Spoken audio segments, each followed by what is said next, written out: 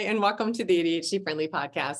I'm Patty Blinderman. I am a professionally certified ADHD coach. I am in my 11th year of coaching, and my business back, I don't think I said this out loud, 2 weeks ago celebrated the 10th year since I formed my business. So I'm now in my 11th year of my business, but I coached before I formally incorporated my business.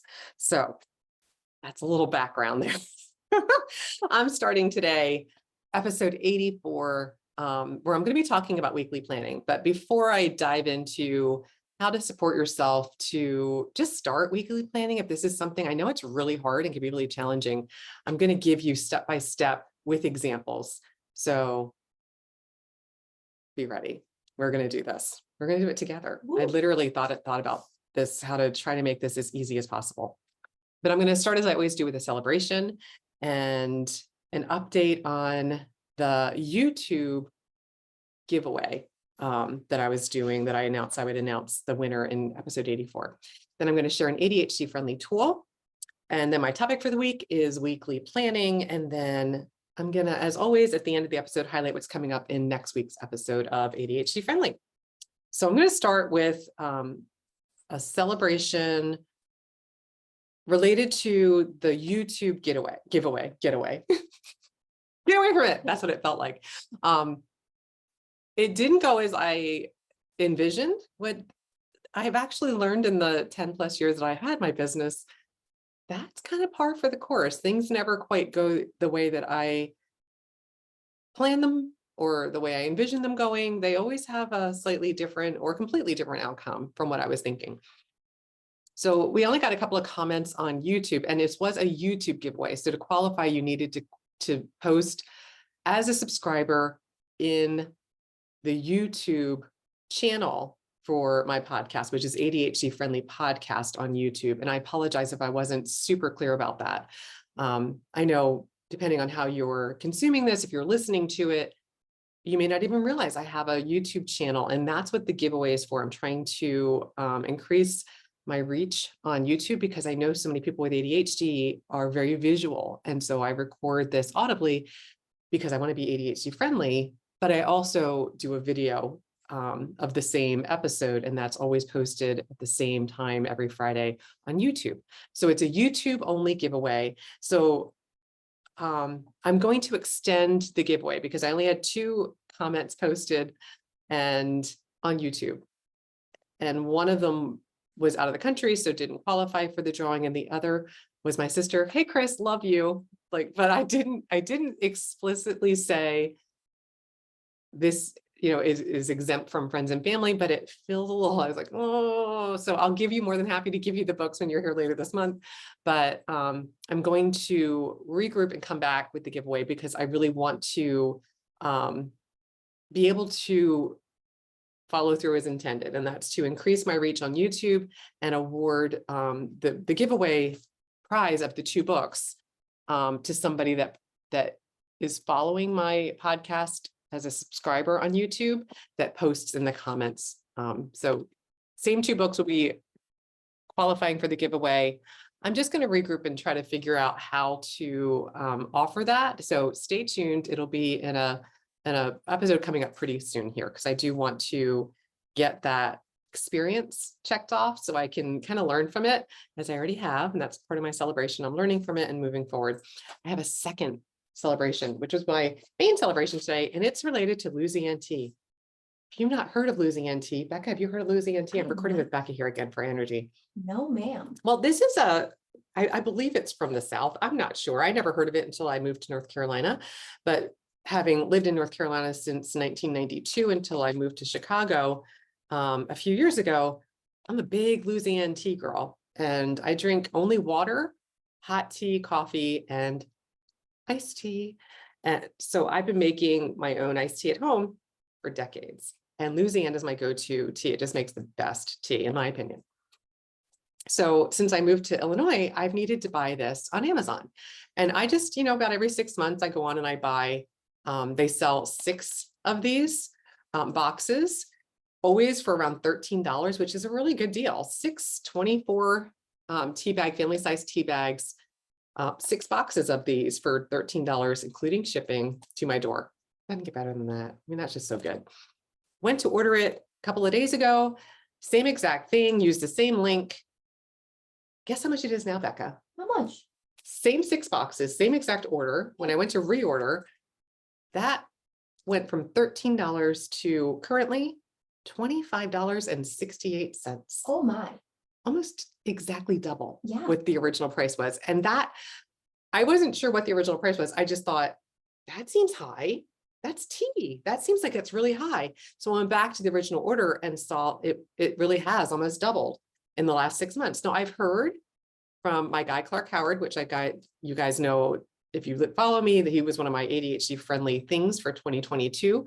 I just get lots of good tips and information about how to save money and spend less. And he's been talking about how prices on different online shopping sites like Amazon and Walmart and, different online stores that you can order from, their shipping prices, their product prices are no longer apparently the cheapest. Like they used to be like, kind of like, well, why would I go to the store? I can get it cheaper online.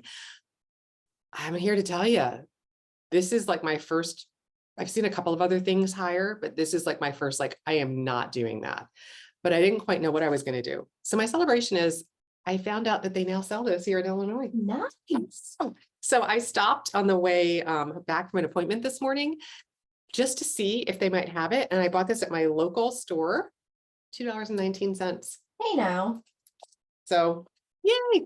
So just want to share that celebration, but also kind of raise the awareness. If you're shopping online, maybe if you feel a little price resistance, double check and see, is there a place that I can buy that locally for less money? And, just kind of be aware. Prices are going up. They're kind of squeezing everybody's wallets, and, we're all taking a hit financially with inflation. So just sharing that celebration, because I feel so much better about finding it for the price that is pretty close to what I was paying for it online. I did have to go to the store, which takes more effort, but I kind of talked myself into it. I was motivated because I was driving past the store and I was like, oh, wait a minute, I'm going to need that tea. I don't want to run out, and I'm not going to spend $25.68 to get it again. So there's my second celebration. All right, on to my ADHD friendly tool. And Becca, oh my gosh, I'm so glad you're here. Can you grab my little, on my desk on the right-hand side in a little bowl, I have my little Post-it flags, Sure. because my ADHD friendly tool for this week is Post-it flags, and I forgot to bring them over here. So this is like another celebration that Becca's here to help me. Post-it flags. And these are the arrow flags specifically I'm talking about today, guys. So there's lots of flags. Some of them are just like rectangle little stickies. I'm going to be talking about specifically the arrow flags and why I like these so much. So these are available on my online Amazon shop. Yes, Amazon, got to tell you though, they're still pretty much the original price. I am an Amazon associate. There's my little disclaimer. So be aware I do potentially get like a little, the price is the same, but as an associate, I could financially benefit from the purchase. But it's really about being able to offer it as a convenience. So you're buying the exact same thing that I'm referencing. It's on the ADHDfriendly.com shop. But what I love about these are they're reusable. They can be written on, so you can like literally take the flag and write on it with a pencil. I like to write on them with a erasable pen and pencil because I can erase it and use it again. If I really want it permanent for certain things, I'll use a Sharpie. I use these for weekly planning. And the reason I like the arrow specifically is because it lets me literally pinpoint. So if I'm reading books and I'm flagging information in the book, it lets me go into the book, and here's an example, and flag the exact area where if I'm just kind of highlighting something, I can stick like a regular flag that doesn't have the arrow on it at the top of the page, just be like, hey, you might want to go back and look at this page. And I won't use arrow ones for that. I just use a generic like rectangular shaped one, but the arrow flag pinpoints a specific area. So it's not the whole page. It's, I want to look at this specific thing. And sometimes I can point out a specific word, a specific number. So I just like that they're targeted tools, and they allow me to create structure around the things that I'm prioritizing. So it lets me see what's important more easily because it's literally pointing at the thing that I want to highlight. So other uses that I found for these are, like I've shared with books. I like to mark recipes or knitting patterns, I'll go through and I'll highlight, especially in knitting patterns. If there's a change, I'll use a flag to remind me, look at this because this is slightly different from what you've been doing. If it's just a little subtle change, it lets me really notice it. With clients, I use it to remind me to check in with something. So I do a prep form for my clients. And if there's something I need to ask them about specifically, a lot of times it has to do with maybe like I need to change their schedule for some reason if I have a conflict, I'll put a flag there and it just literally is like a little blinking cursor to remind me, you need to ask about this before you end the session today. And it just holds my attention on it in a way that I'm not likely to forget. So I like them for that. Or if they ask me, they're like, could you check in with me at the end of the session? And, can we come back to that? So I'll put a little note with a flag to remind me to come back to it.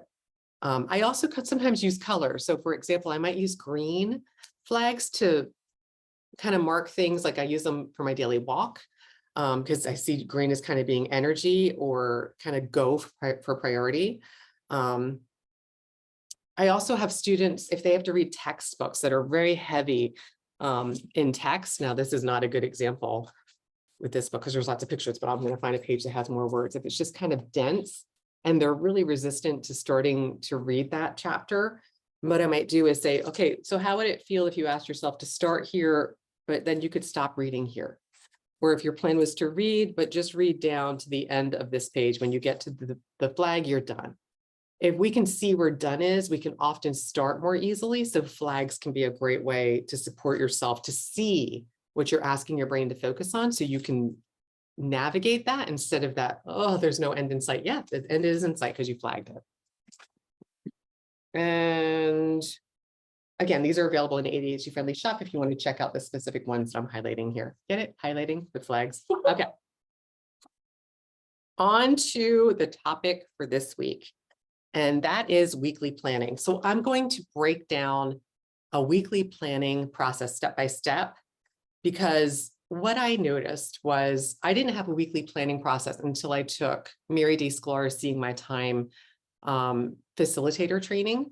And that was back in 2015. And I remember when I took her training, she walked us through all of the tools and had us do all of the exercises. And I was literally doing it for my clients. I was not doing this for me because I felt like I had a good handle on time and I had some good time management strategies. When I started the weekly planning process, I just did it as an exercise without expecting myself to continue doing it. What I became aware of one day when I was working part-time when I started my coaching business, I was doing coaching part-time and I was working part-time as a librarian in my son's school. And we had a work day on a Monday and I needed to plan out what was coming up at work for that week. And what I realized was I didn't have my tools with me and I had been using them for a few months, but I really didn't have a sense of what it was giving me to use them. And I was so anxious about trying to prioritize and plan out my week without my tools that I remember I went to one of the administrators at the school to ask if I could use the printer to print out the tools because we weren't allowed to use it for personal items.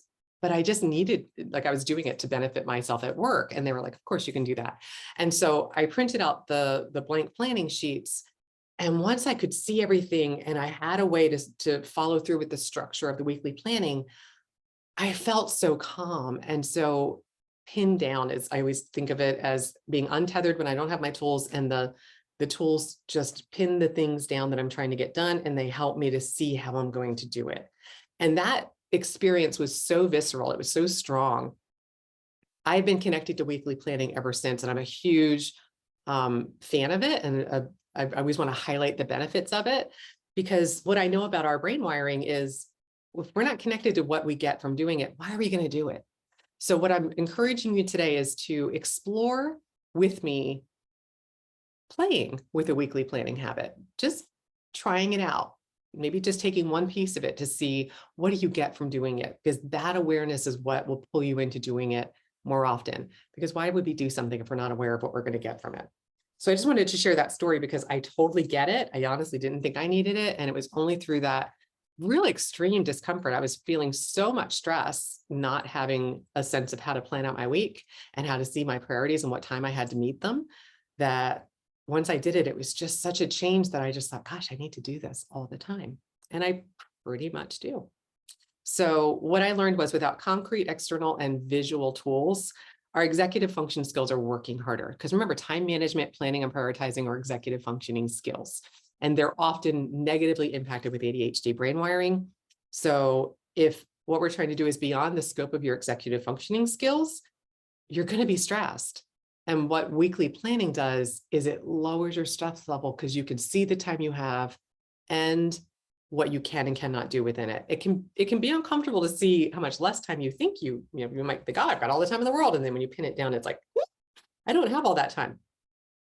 But over time, it helps you to be more accurate at estimating how much can I get done? What's realistic? So you're asking yourself more realistic things instead of planning an abundance of things that are never going to happen, because in reality, we just don't have the time to do that much. So it's just a tool to help do that with more ease. So I always say, when you know better, you do better. So if you had told me that starting out planning weekly was going to have a great benefit and you should just do it, I wouldn't have done it. And like I said, I didn't do it because I didn't think I needed to.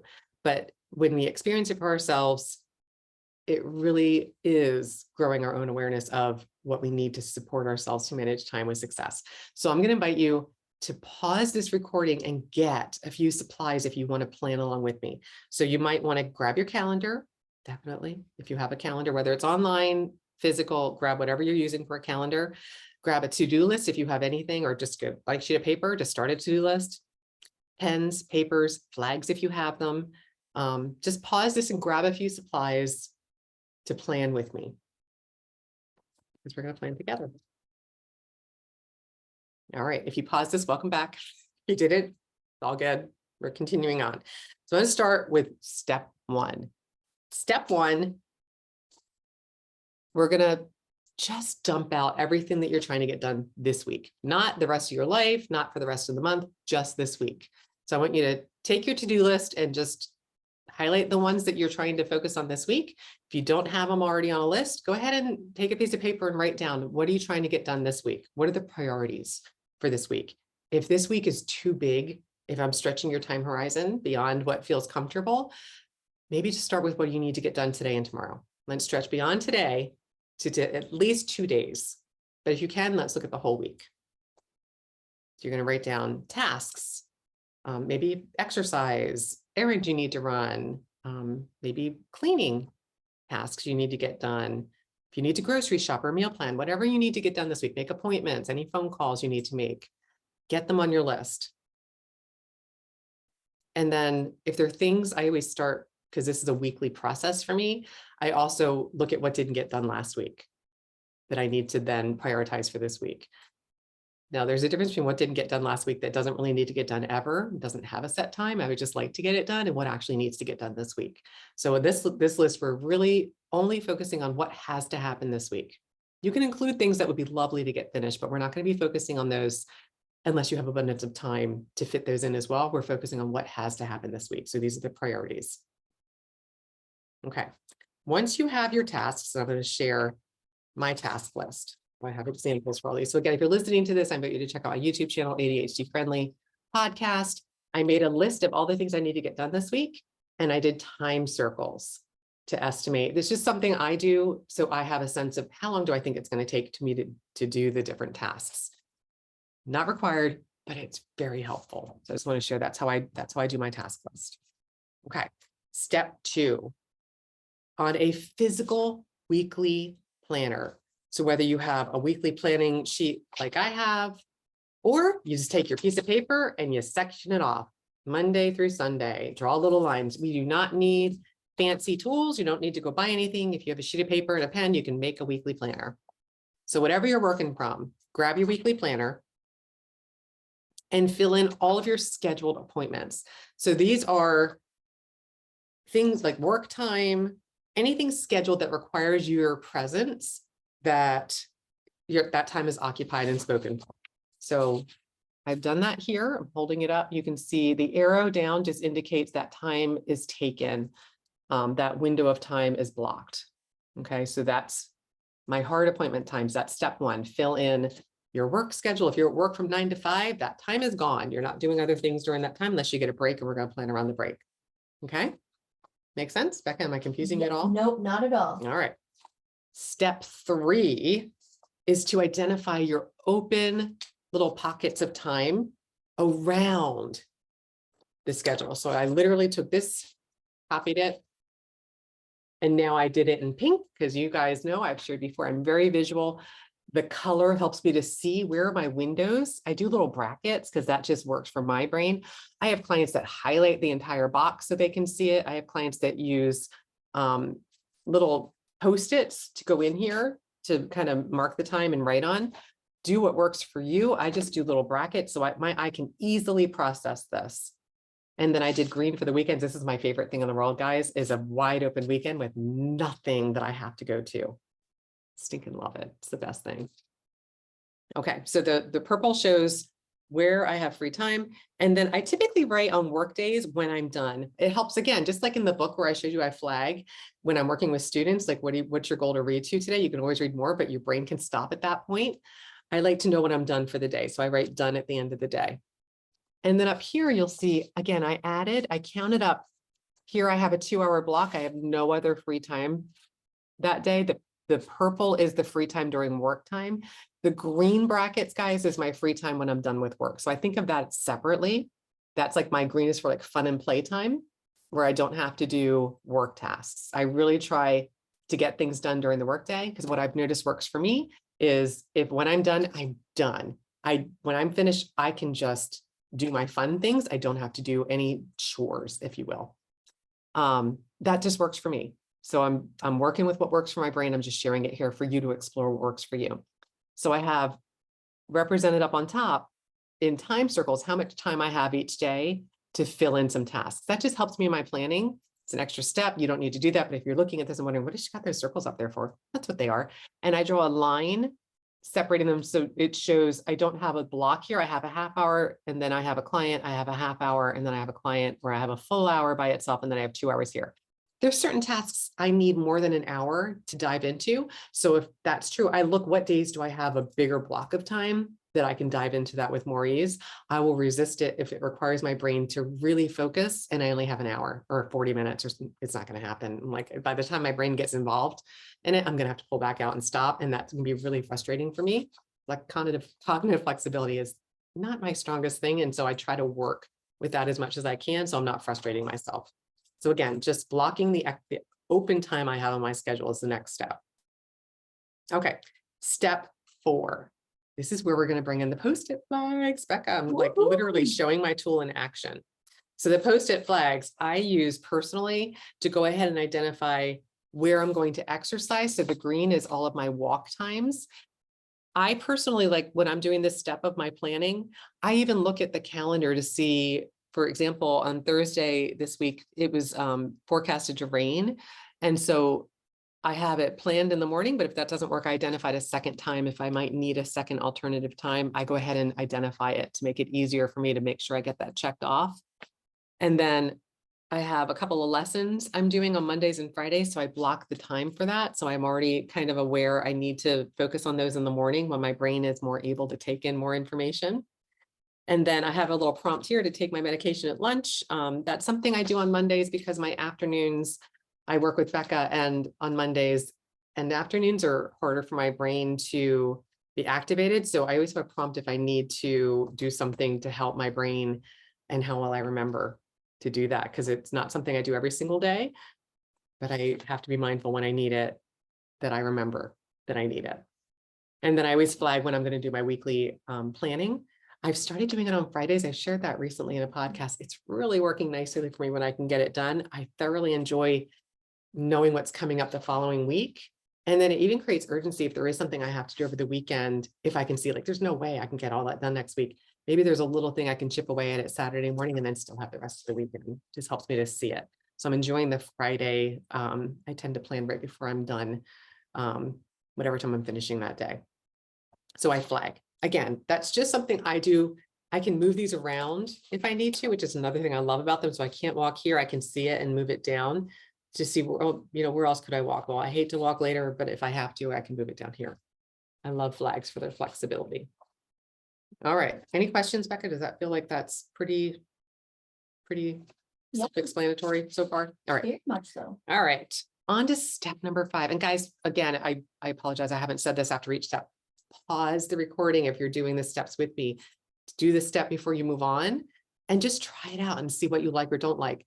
My weekly planning, I have tweaked repeatedly over the years, just to make it work better for me.